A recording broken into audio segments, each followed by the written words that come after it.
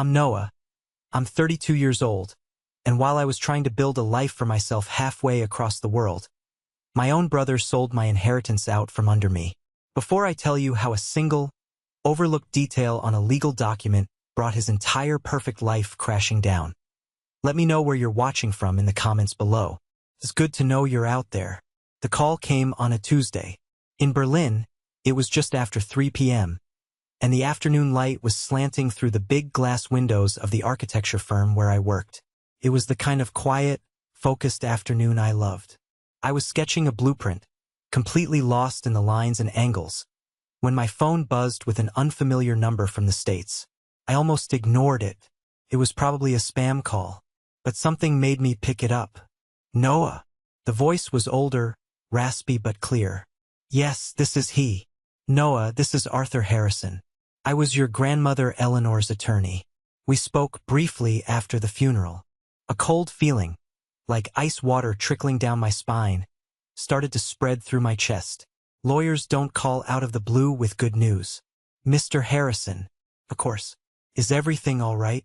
There was a pause, and I could hear the rustle of papers on his end. Son, there's no easy way to say this. I'm handling the final probate filings for your grandmother's estate, and I've just been notified. The condo, Eleanor's condo, has been sold.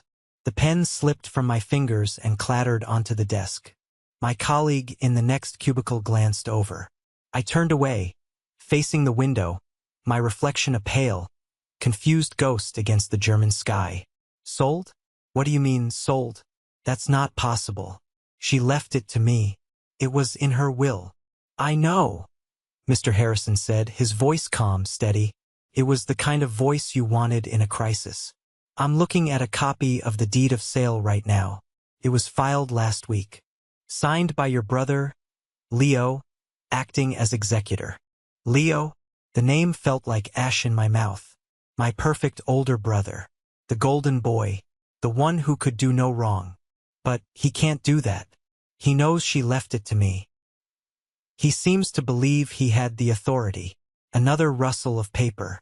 I've only seen the digital copy so far, but I have to tell you, son, there's something not quite right here. The notary seal, for one. But we'll get to that. He paused again, and I could almost hear the gears turning in his sharp old mind. Then he let out a dry little chuckle, a sound completely at odds with the dread coiling in my stomach. You know, Noah, he said, and his voice held a new edge, a glint of something I couldn't quite place. Whoever forged this document, they were clever, but not clever enough. He let out a soft sigh. What a fool, what a fool. That single sentence hung in the air long after we'd hung up. It was a life raft in a sea of shock and betrayal.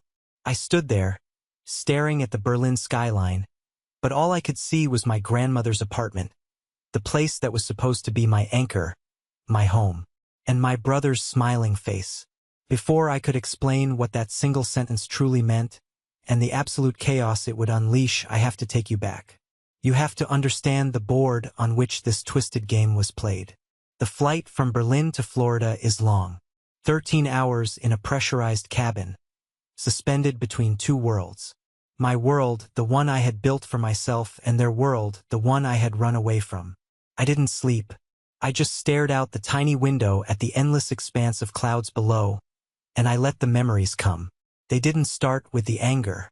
They started with her, Grandma Eleanor. Her apartment wasn't just a property. It was a sanctuary. It was on the 12th floor of an old but beautifully maintained building overlooking the bay. I could still smell it if I closed my eyes. The faint scent of lemon polish, salt from the sea breeze, and the warm, comforting aroma of the shortbread cookies she always had waiting in a tin on the counter. While my parents' house was a museum of perfection, all beige carpets and fragile decor where I was afraid to breathe too loudly, Grandma's place was alive. Her walls were covered in bookshelves groaning under the weight of novels and art history tomes. Sunlight streamed in through the big balcony doors, illuminating the dust motes dancing in the air like tiny fairies. She was the one who saw me, really saw me. My father, a stoic accountant, saw my passion for drawing and architecture as a hobby. My mother, obsessed with status, saw it as a less respectable career path than my brother Leo's foray into real estate. An architect? She'd say, her nose wrinkling slightly. It sounds so unstable. Why can't you be more like Leo? He's a natural-born salesman. But Grandma Eleanor saw it differently. When I was 10, she bought me my first professional drafting set. Not a toy. The real thing, with intimidating metal rulers and compasses that felt like surgical tools in my small hands. We would sit at her big oak dining table for hours. She'd be reading, and I'd be drawing skyscrapers that touched the clouds, fantastical bridges, dream houses. She never just praised the drawings. She'd study them, her brow furrowed in concentration. "Tell me about this load-bearing wall, Noah," she'd ask seriously. "How are you supporting this cantilevered balcony?" She made me feel like a creator, a builder of worlds. I remember one afternoon, I must have been 16. I was complaining about a fight with my mom.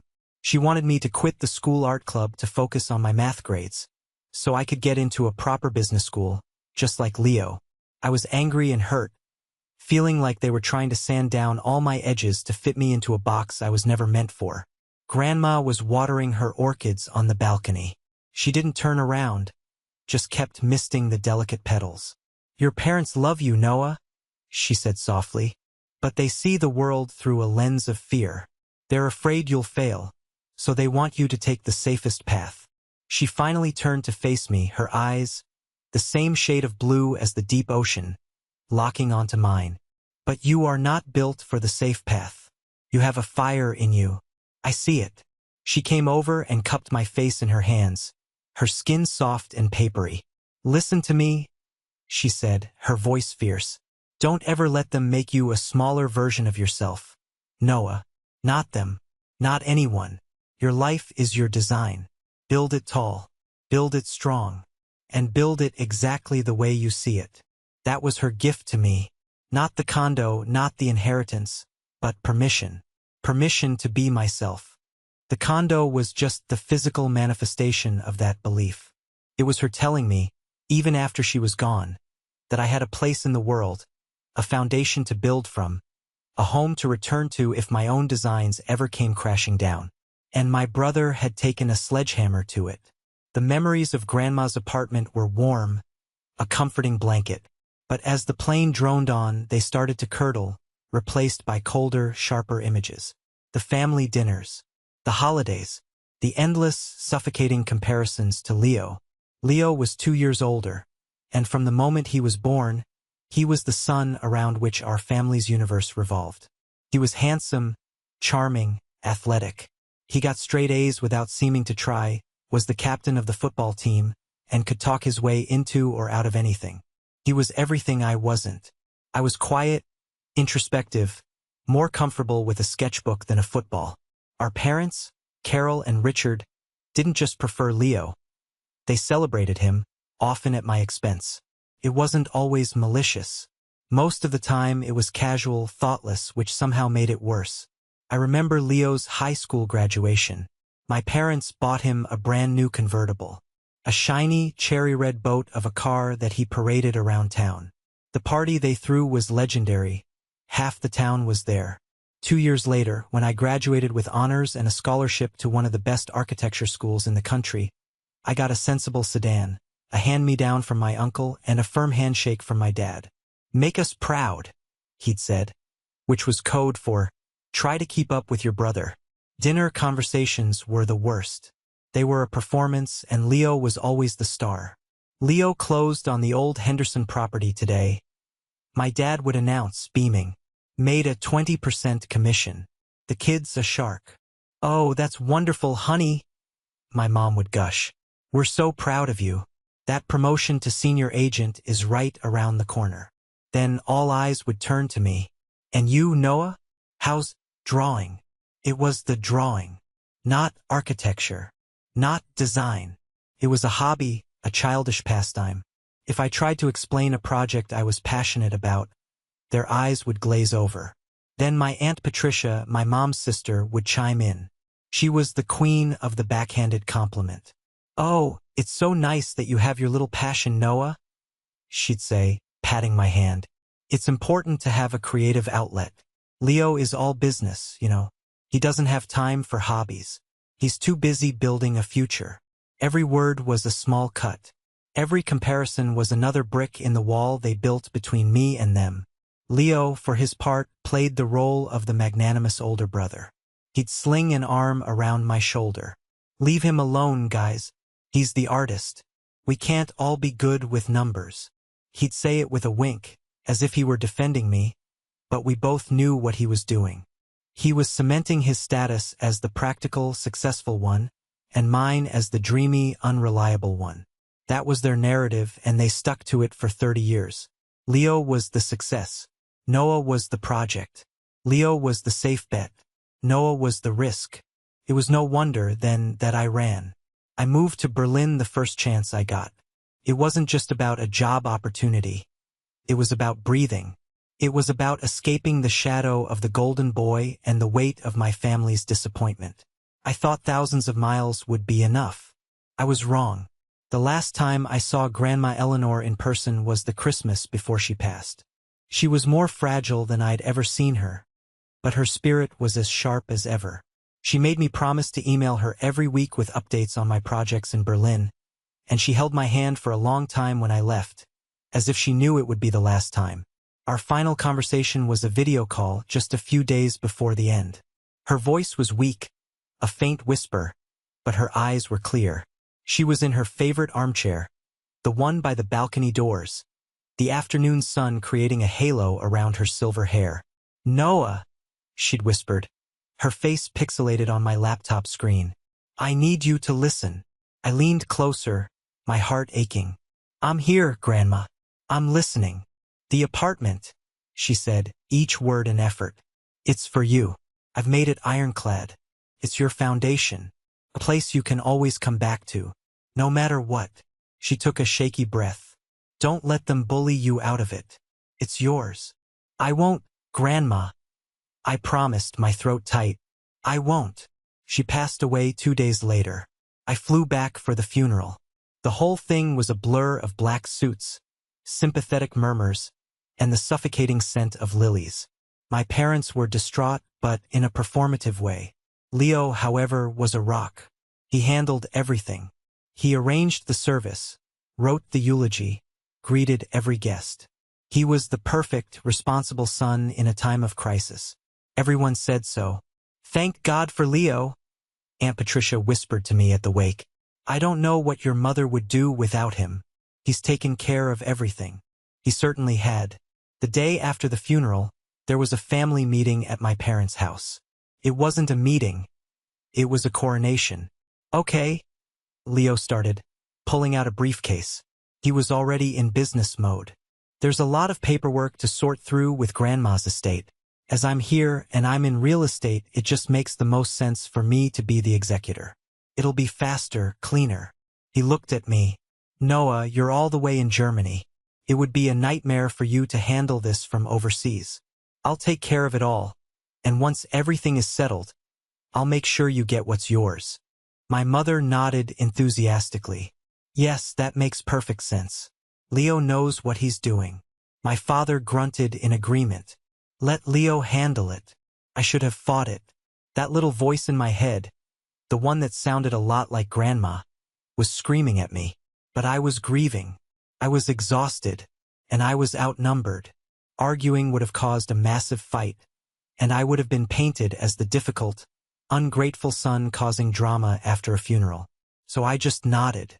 "Okay, Leo, if you think it's best." His smile was triumphant. "Great. It's settled then."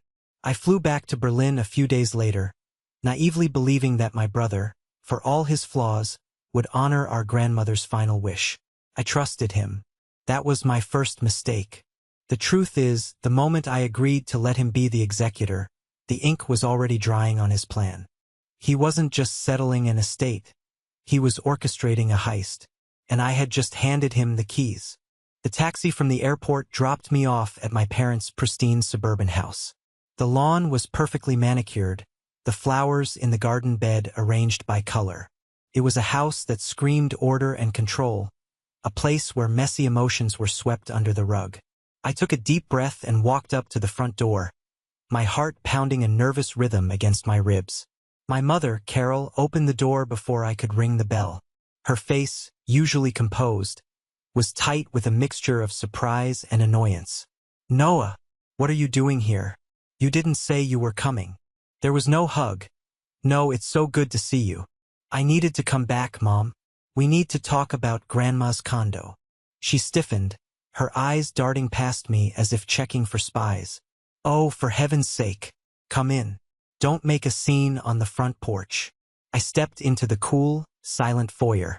My father, Richard, emerged from his study holding a newspaper. He just looked at me over the top of his reading glasses, his expression unreadable. "What's this about the condo?" my mother demanded, closing the door behind me. Her voice was a sharp, accusatory whisper. "Mr. Harrison called me," I said, keeping my voice as level as I could. "He said it's been sold. He said Leo sold it." My mother waved a dismissive hand. "Well, yes, he got a fantastic offer, Noah. Way above market value. You should be thanking him." I stared at her, dumbfounded. The sheer audacity of it left me speechless for a moment. Thanking him? Mom, it was my inheritance. Grandma left it to me. We all knew that. "Don't be so dramatic," she snapped. "Your grandmother was an old woman. She wasn't thinking clearly. Leo did what was best for the family. He's putting that money to good use, investing it. He even said he'd set aside a little something for you." "A little something?" I could feel the control over my voice starting to slip. "It wasn't his to sell.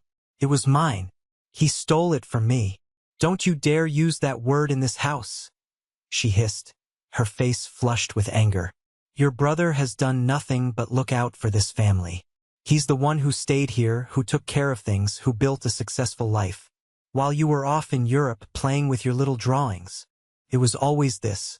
The same old song. Every argument, every disagreement came back to this. Leo the saint, Noah the sinner." I looked at my father, pleading with my eyes. "Dad, you can't think this is okay." He folded his newspaper with meticulous precision, setting it down on the hall table. He wouldn't meet my gaze. "Your mother is right, Noah," he said, his voice flat. "Leo handles the family's finances. He knows what he's doing. You should just let it go. Let it go." 2 words. 2 simple words that told me everything I needed to know. I wasn't just up against my brother. I was up against them all. A united front of denial and delusion. There was no reasoning with them. No appeal to be made. I was utterly, completely alone. "No," I said, the word coming out quiet but feeling as heavy as stone. "I'm not going to let it go." I turned and walked out the door, leaving them standing there in their perfect, silent hallway. The storm had just begun, and I was walking right into the heart of it. The next morning, I was sitting in Arthur Harrison's office. It was the complete opposite of my parents' house. It was a place of comfortable chaos. Books stacked on every surface, framed degrees hanging slightly crooked on the wood-paneled walls. It smelled of old paper and coffee. Mr. Harrison sat behind a massive mahogany desk, looking at me over a pair of half-moon spectacles. He exuded a calm authority that was immensely reassuring. "Your parents' reaction is unfortunate, but not unexpected," he said, steepling his fingers. "In these situations, families often close ranks to protect the one they perceive as the most successful." "He thinks he got away with it," I said, the bitterness sharp in my throat. "They all do." "Well," Mr. Harrison said, a wry smile touching his lips, "let's see about that." He slid a file across the desk towards me. "This is a certified copy of the deed of sale I had messengered over this morning. Now, I want you to look at 2 things. He pointed to a spot at the bottom of the page. "First, the notary public. Her name is Brenda Schaefer. A quick search in the state database shows that Ms. Schaefer retired 2 years ago. Her commission expired 26 months ago, to be exact. It's illegal to notarize a document with an expired commission." A jolt went through me. Hope. It was a small thing, but it was real. "So the sale is invalid?" Not necessarily on its own. It's a serious irregularity, a big red flag for a judge, but the real key is the signature. He pushed another set of documents towards me, old tax returns and a previous will, all bearing my grandmother's signature. You also brought the birthday cards she sent you. I pulled them from my satchel. 3 cards, one from each year I'd been in Berlin. On the desk, we laid them out. The official, practice signatures on the legal documents, the more personal, slightly shaky signatures on the cards, and then the one on the deed of sale. At first glance, the forgery was good. Very good. Leo must have practiced for hours. The loops, the slant, the pressure, it was almost perfect. But almost isn't perfect. Look here, Mr. Harrison said, tapping the E in Eleanor. Your grandmother always made the top loop of her E slightly larger than the bottom one, like a little hat. It's there in every single one of these authentic examples. He then pointed to the forged signature. Here, the loops are almost identical. It's a textbook sign of a forger. They're concentrating so hard on mimicking the overall shape that they miss the natural, ingrained habits of the writer. He pointed to another spot. And the N at the end of her name. She always finished with a sharp, upward flick. See it? But on the deed, the stroke just stops. It's hesitant. We spent the next hour poring over the documents, and with every tick of the grandfather clock in the corner, the case against Leo grew stronger. It was more than just a feeling now. It was evidence. Cold, hard facts on paper. It was the first crack in the wall of my family's lies. This is good, Mr. Harrison said, leaning back in his chair. This is very good. We'll need to hire a forensic handwriting expert to make it official, but I'm confident in what they'll find. He looked at me, his eyes serious. This is going to get ugly, Noah. Are you prepared for that? I thought of my grandmother's voice. Don't ever let them make you a smaller version of yourself. I am, I said, my voice steady for the first time in days. Let's do it. I had just gotten back to my hotel room when my phone rang. The caller ID flashed a name I hadn't seen in months. Leo. A bitter laugh escaped me. The timing was almost comical.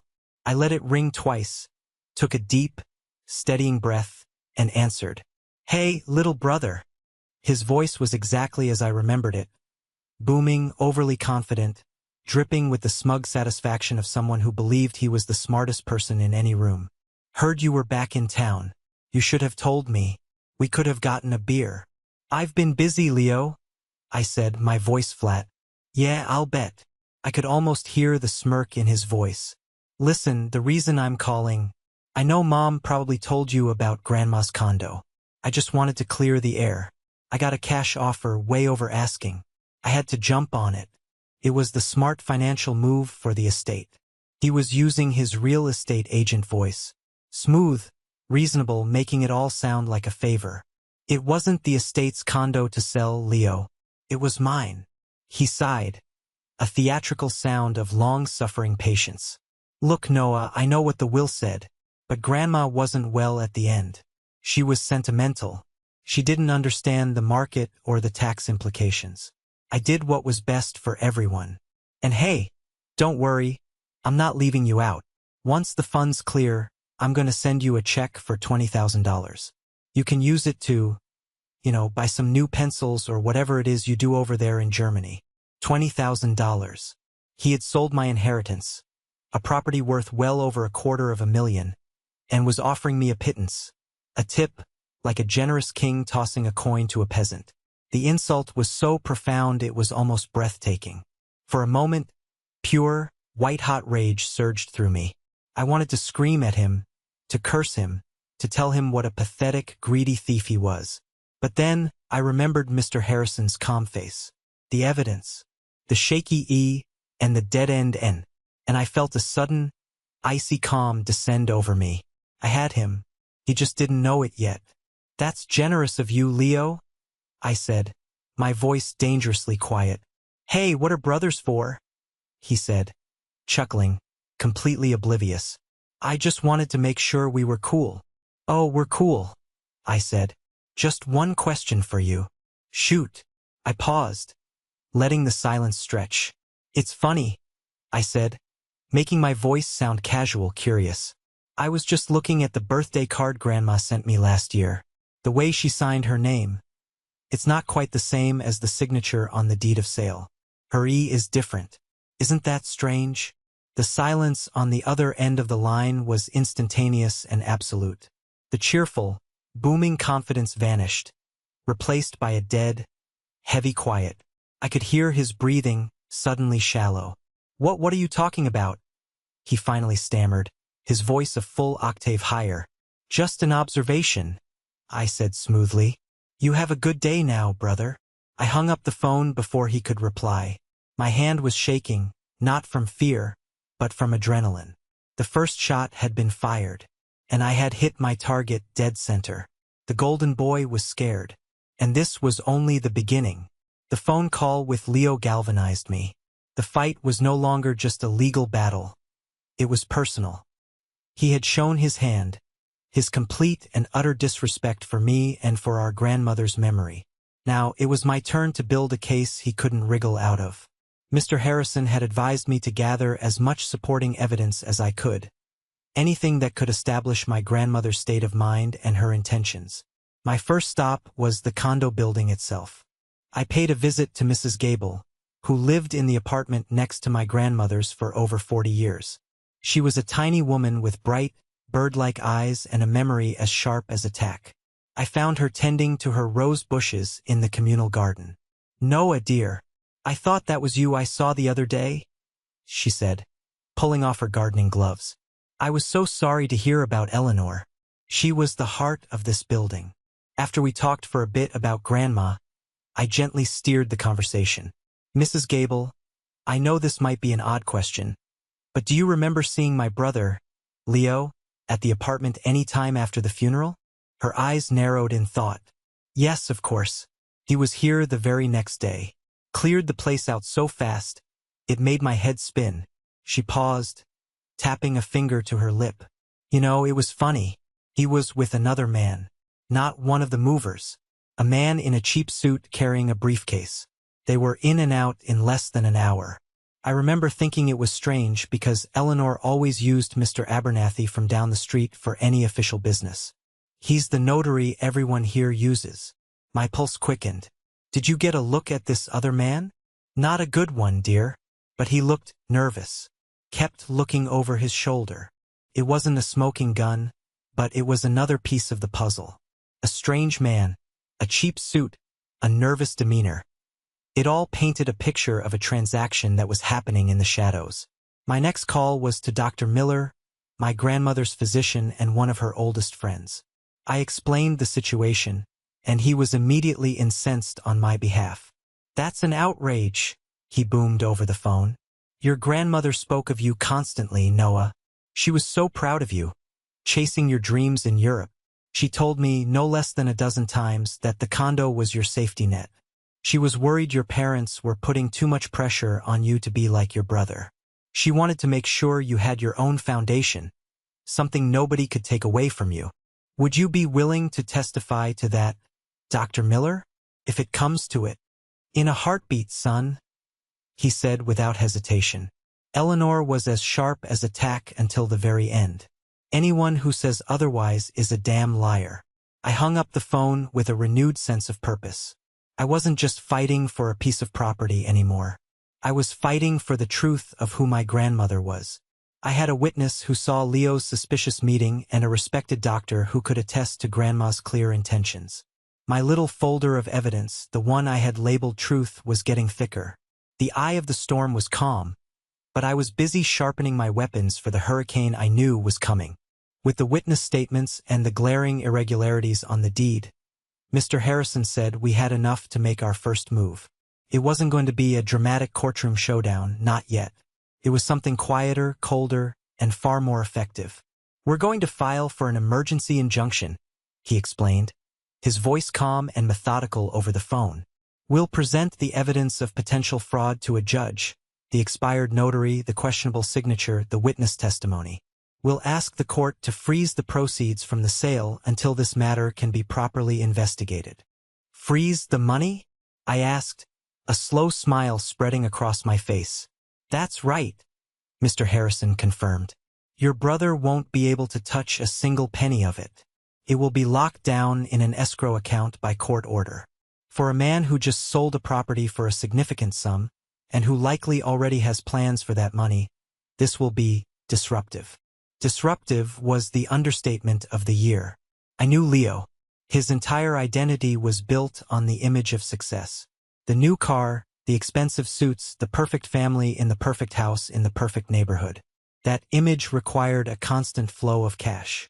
His wife, Chloe, was just as invested in that lifestyle, if not more so. Cutting off their access to a windfall of over $300,000 would be like cutting off their oxygen. The process itself was surprisingly swift and impersonal. Mr. Harrison drafted the motion, attached our preliminary evidence, and filed it with the county court. There was no hearing, no shouting match. Just the silent, grinding gears of the legal system turning in our favor. 2 days later, Mr. Harrison called me. The judge granted the injunction. Noah, it's done. The order was just served to your brother's bank. I imagined the moment. Leo, probably out at a client lunch, trying to pay with his debit card and having it declined. The confusion, the annoyance, then the dawning horror as he checked his account online and saw a balance of 0, with a note referencing a court order. The frantic call to his bank. The cold, impersonal explanation from a bank employee. It was a declaration of war, delivered not with a shout, but with the quiet, devastating finality of a legal document. We had seized the disputed territory. Now we just had to wait for the enemy's panicked response. I didn't have to wait long. The silence from my family, which had been deafening for the past week, was about to be shattered completely. The real storm was finally about to break. The call came from an unknown number. When I answered, all I heard was frantic, hysterical sobbing. Noah? Oh my God, Noah, you have to help me. Took me a second to place the voice. It was Chloe, Leo's wife. Chloe? What's wrong? I asked, though I had a very good idea. It's the money, Noah. It's all gone. The bank account is frozen. We can't pay the mortgage on the new house. We have a balloon payment due next week on the construction loan. We're going to lose everything.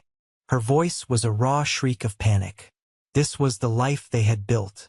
A house of cards financed by future commissions and anticipated windfalls. I had just pulled out the bottom card. That money is frozen because it's stolen property, Chloe, I said, my voice hard. There was no room for sympathy. I didn't know, she wailed. I mean, I knew he was selling it, but he said it was all legal. He said Grandma was confused and he was just fixing her mistake. He promised me everything was fine. She was trying to distance herself to play the victim. But I wasn't buying it. Did you really believe that, Chloe? Or did you just not want to ask too many questions because you had already picked out the new furniture? Her sobbing hitched. She knew I was right. What are we going to do? She whispered, her voice cracking. He's losing his mind, Noah. He's been on the phone with his lawyer all day. They're talking about countersuits, about declaring you incompetent. He's saying terrible things. Let him, I said calmly. He's just digging his hole deeper. There was a long pause, filled only by her ragged breathing. She was cornered, and a cornered animal will do anything to escape. What do you want? She asked, her voice barely audible. The truth, Chloe. I want the truth. If I help you, she said, her voice dropping to a conspiratorial whisper. You have to promise you won't come after me. I have the kids to think of. Their college fund. Everything is tied up in this. I'm not interested in you, Chloe. I'm interested in justice for my grandmother. Help me, and you'll have nothing to fear from me. Another pause. I could hear her making the calculation, weighing her loyalty to her husband against the stark reality of financial ruin. Self-preservation won. Meet me in an hour, she said, naming a coffee shop on the other side of town. And Noah, don't tell Leo. He would kill me. An hour later, I was sitting in a corner booth, watching a visibly terrified Chloe slide a manila envelope across the table towards me. Her hands were shaking so badly she could barely let go of it. What is this? I asked. It's from his desk drawer, she whispered, not meeting my eyes. He thought he'd thrown them all out, but he missed one. He's so arrogant. He never thought anyone would look. I opened the clasp and pulled out the contents. My breath caught in my throat. It was a single sheet of paper from a yellow legal pad. But it wasn't a legal document. It was covered, from top to bottom, in my grandmother's name. Eleanor Vance. Eleanor Vance. Eleanor Vance. Dozens of times. Some were close to her real signature. Others were shaky and distorted. It was a practice sheet. The undeniable, damning proof of his crime. He hadn't just signed her name once. He had learned it. He had rehearsed the theft. I looked up at Chloe. Her face was pale, her eyes wide with fear. She wasn't an ally. She was a coward who had chosen the winning side. But it didn't matter. She had just handed me the weapon that would end this war. The meeting was held at Mr. Harrison's office. Felt like the final scene of a play. The air in the conference room was thick with tension. On one side of the long, polished mahogany table sat Leo and his slick, expensive-looking lawyer. My parents were there too, sitting slightly behind Leo, a silent, grim-faced support system. On the other side, there was just me and Mr. Harrison. Leo's lawyer started, his voice smooth and condescending. Mr. Harrison, we're here today to resolve this unfortunate family misunderstanding. My client, Mr. Vance, acted in good faith as the executor of his grandmother's estate. This injunction is a frivolous and malicious action, and we are prepared to file a countersuit for damages to my client's reputation and financial standing. Leo sat there, nodding along, a smug, confident look on his face. He'd clearly regained his composure. He believed this was a negotiation. He believed he could bully his way out of this. Mr. Harrison listened patiently until he was finished. Then he leaned forward, placing his hands flat on the table. "A misunderstanding?" he said, his voice quiet but carrying an immense weight. "Let's talk about the misunderstandings." He slid a copy of the deed across the table. Was it a misunderstanding that the notary's commission had been expired for over 2 years? Leo's lawyer started to speak, but Mr. Harrison held up a hand. Was it a misunderstanding when your client's neighbor, Mrs. Gable, witnessed him entering the apartment with an unknown man in a cheap suit the day after the funeral? Leo's confident smirk began to waver. My mother shifted uncomfortably in her chair. "And what about the signature itself?" Mr. Harrison continued, his voice picking up speed. "We hired a leading forensic document examiner, Dr. Anya Sharma. Her report concludes with 99.9% certainty that the signature of Eleanor Vance on this document is a forgery." He dropped a thick, bound report on the table.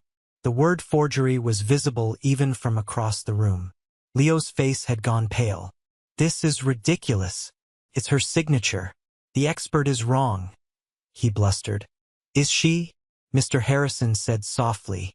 He reached into his briefcase and pulled out a single sheet of yellow paper, sealed in a plastic evidence bag. He placed it gently in the center of the table. It was the practice sheet. The room fell completely silent. I watched as the color drained from Leo's face. His eyes were wide with sheer, primal panic. He looked at my parents, but they just stared at the sheet of paper, their faces a mask of horror and disbelief. My mother's hand went to her mouth. Leo's mask of perfection shattered into a million pieces. The golden boy was gone. In his place was just a common thief caught red-handed. He opened his mouth, but no sound came out. His lawyer looked at the sheet, then at his client, and a look of profound disgust crossed his face. He knew. It was over, and in that moment of absolute, crushing silence, I decided to deliver the final blow, the one they never saw coming. "You know," I said, my voice cutting through the tension, "the condo was never the most important thing she left me." All eyes turned to me. "Mr. Harrison," I said, keeping my gaze locked on my brother. "Perhaps now would be a good time to inform them about the Eleanor Vance Trust Fund." Mr. Harrison allowed himself a small, satisfied smile. "Of course." He cleared his throat. "It seems that in her final years, Eleanor, with the help of her financial advisor, quietly consolidated the majority of her liquid assets, stocks, bonds, investment properties, into a private trust. She did this to protect it. The sole beneficiary of this trust, which is valued at just over $2 million, is Noah. If the practice sheet had been a gut punch, this was a cannonball. My mother let out an audible gasp. My father looked like he'd been turned to stone. And Leo looked like he was going to be physically sick. The blood drained from his face, leaving a pasty, gray mask. He had gone to war over a small plot of land, completely unaware that I had just inherited the entire country. The irony was so thick, so perfect, it was almost beautiful. He hadn't just been a thief. He'd been a fool. This is the moment that changed everything, the moment I finally took back control of my own life. Thank you for staying with me to this point. You are amazing. Please help me by liking this video and commenting the number 1 below, so I know you've been on this journey with me. This not only helps more people find the story, but also lets me know that my experiences mean something to someone else. Your support is the greatest motivation for me to continue sharing the rest of my journey. The air in the room had changed. The power had shifted so completely, so seismically, that it was a physical presence. Leo's lawyer, a man who had walked in full of bluster and threats, now looked at his client with utter contempt. My parents were staring into the middle distance, their minds clearly reeling from the revelation of the trust fund. They weren't just processing Leo's crime. They were processing their own catastrophic misjudgment. Leo was broken. He was slumped in his chair, staring at the damning yellow sheet of paper. The golden boy had melted. His lawyer cleared his throat. Given this new information, he stammered, my client is prepared to discuss a settlement. There will be no settlement, I said, my voice ringing with a clarity I hadn't felt in years. There will only be terms. My terms. Mr. Harrison nodded at me to continue. First, I began, the sale of the condo will be voided. Leo will use his own money, not the estate's, not his frozen account, to return the full purchase price, plus damages and inconvenience fees, to the Henderson family who bought it in good faith. They are innocent victims in this, and they will be made whole by him. Leo flinched but didn't speak. Second, he will pay for all legal fees. Mine, his, and the Hendersons. He will also pay the full fee for Dr. Sharma's expert analysis. I paused, letting the financial weight of his actions sink in. But the money was the easy part. Third, I said, looking directly at him, you will write a full, unreserved letter of apology. It will be notarized by a real notary this time. In it, you will admit to forging our grandmother's signature and attempting to defraud me of my inheritance. A copy of that letter will be given to me, to Mr. Harrison, and to every member of our extended family. A low gasp came from my mother. This wasn't just about punishment.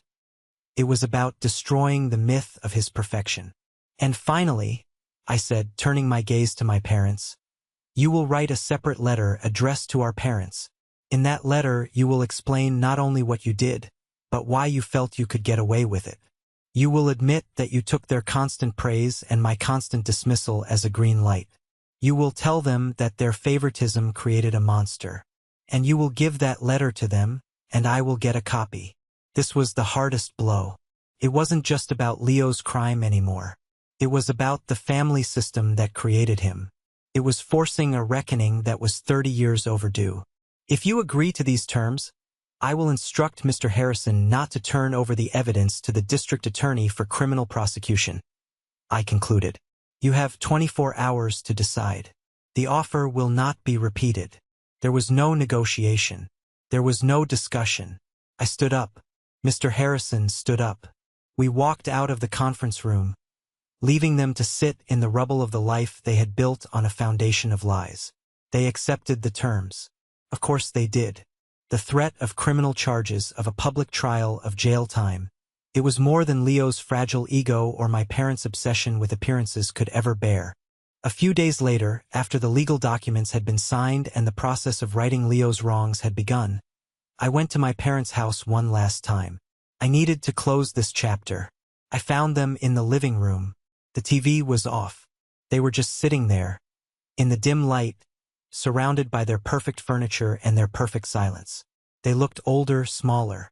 My mother was the first to speak. Her voice was brittle.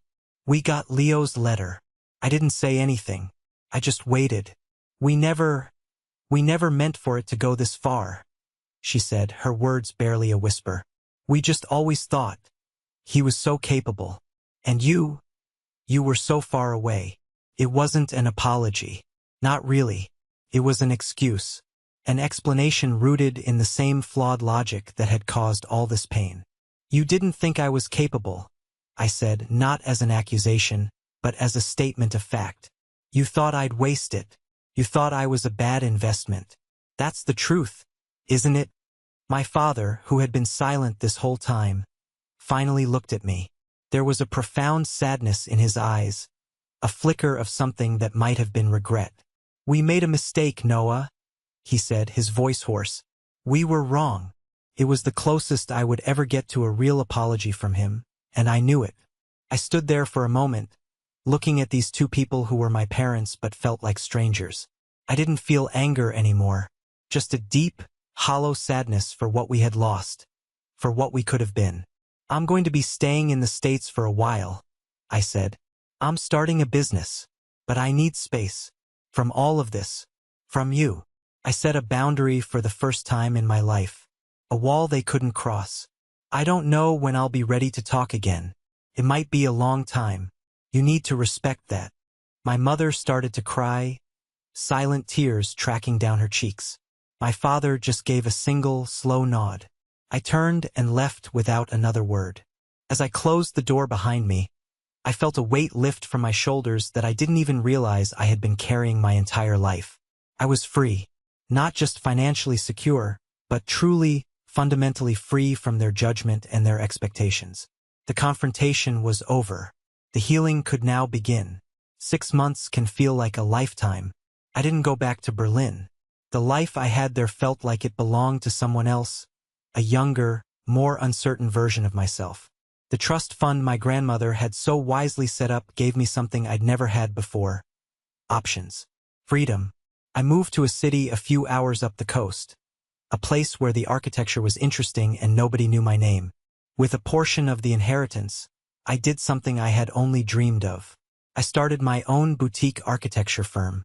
I rented a small, sunlit office downtown and hired a handful of talented young designers. I named it the Eleanor Design Group. Work became my therapy.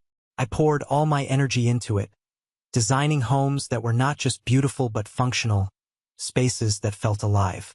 We got our first big project, a community library, and we won an award for the design.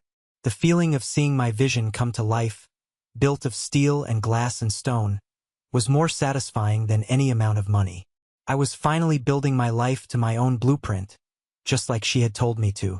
I decided to keep the condo. Selling it felt wrong, like selling a part of her. It needed healing just like I did. So, on the weekends, I would drive down and work on it. I tore out the old carpets, refinished the hardwood floors that had been hiding underneath. I painted the walls a warm, bright white. I redesigned the kitchen, opening it up to the living area. The work was hard and physical. Sanding, painting, demolishing. With every layer of old wallpaper I stripped away, it felt like I was stripping away a layer of old pain. With every fresh coat of paint, it felt like a new beginning. I kept her favorite armchair, the one she was sitting in during our last call, and placed it by the balcony doors where it had always been. The rest of the furniture was new, my own style, but that chair was the heart of the home. One afternoon, I was sitting in that chair, drinking a coffee and looking out at the bay. The place was filled with light. It was quiet, peaceful. It no longer felt like a crime scene or a battleground. Felt like home. My home. A foundation. A place to return to. My grandmother had given me a gift far greater than property. She had given me the chance to rebuild myself from the ground up. And for the first time in a very long time, I felt an overwhelming sense of peace. I kept my distance from the family, as promised. The only news I got came in trickles, mostly through Aunt Patricia, who, in the absence of other family drama, had appointed herself the carrier of grim news. Her calls were always filled with a kind of morbid satisfaction. She told me that Leo and Chloe were in the process of a very messy divorce. The financial strain had shattered their already fragile marriage. Chloe had taken the kids and moved in with her parents. Leo, she said, was a wreck.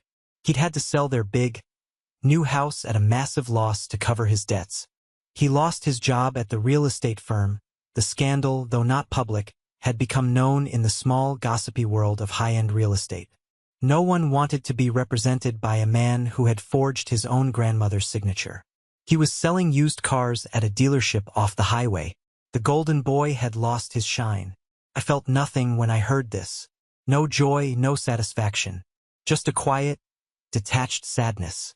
His downfall was his own creation. My only role had been to turn on the lights so everyone could see the monster he had become. Then one day, about a year after the confrontation, a small package arrived at my office. There was no return address, but I recognized the spidery, elegant handwriting of my mother. My hand hesitated before opening it. I wasn't sure I was ready for whatever was inside. A desperate plea for reconciliation, a letter full of excuses. But curiosity won out. Inside, nestled in a bed of tissue paper, was a beautiful, antique silver pocket watch. It was my grandfather's. I remembered it from when I was a child. He would let me hold it, feel its weight, listen to its steady, rhythmic ticking. It was a family heirloom, the kind of thing passed down from father to son. My mother had always said, in front of everyone, that it would one day belong to Leo. There was a small, folded note tucked beside it. It wasn't a long letter. It was just 5 words, written in my mother's hand. Your grandmother was right. I sank down into my office chair, holding the cool, heavy weight of the watch in my palm. This was it. This was the apology my mother could never speak aloud. It was a concession, a transfer of legacy. It was an admission that they had bet on the wrong son. I didn't know if our relationship could ever be truly repaired. The wounds were too deep, the years of neglect too vast. But for the first time, a tiny sliver of hope appeared. Maybe, just maybe, this was the start of a new foundation, one built not on lies and favoritism, but on a difficult, painful, and long overdue truth. The ticking of the watch in my hand sounded like a heart, slowly starting to beat again. Today, I'm standing on the balcony of my grandmother's condo, my condo. The sea breeze is cool and salty, and the sun is setting over the bay, painting the sky in shades of orange and purple. The city lights are just beginning to twinkle to life below. It's beautiful. The renovation is finished. The space is filled with my own art, my own books, and the quiet hum of a life I've built with my own 2 hands. The Eleanor Design Group is thriving. We're taking on bigger projects, and I feel that spark of passion every single morning, the one my grandmother always saw in me. I don't hate my brother anymore. I mostly feel a kind of pity for him. He spent his whole life chasing a version of success that my parents defined for him, and it left him hollow. I hope, someday, he finds a way to build a life based on something real, something honest. My relationship with my parents is quiet. We speak on holidays, short and somewhat formal calls. The pocket watch sits on my desk, a constant reminder of their silent admission. Maybe one day there will be more, but for now, the honesty of distance is better than the dishonesty of forced closeness. I realize now that the struggle was never really about the condo or even the money. It was about my own value. My whole life, I had allowed my family's narrative to define me. The dreamer, the second best, the one who wasn't quite good enough. But my grandmother knew better. She left me a home and a fortune, yes, but those were just tools. Her real inheritance, the one that truly changed my life, was the unwavering belief that I was enough, just as I was. The fight to reclaim what was mine was really a fight to reclaim myself. It was a journey to finally, fully, believe what she had believed all along. My life is my design, and I've built it strong. Thank you for listening to my story. I hope it resonated with you in some way. It's a reminder that sometimes the hardest battles are the ones that lead to the most beautiful destinations. Have you ever had to fight for something that was rightfully yours? Something that went deeper than just money or possessions? Share your story in the comments below. I read every one. And please, Don't forget to like this video and subscribe so you don't miss what comes next. Your support means the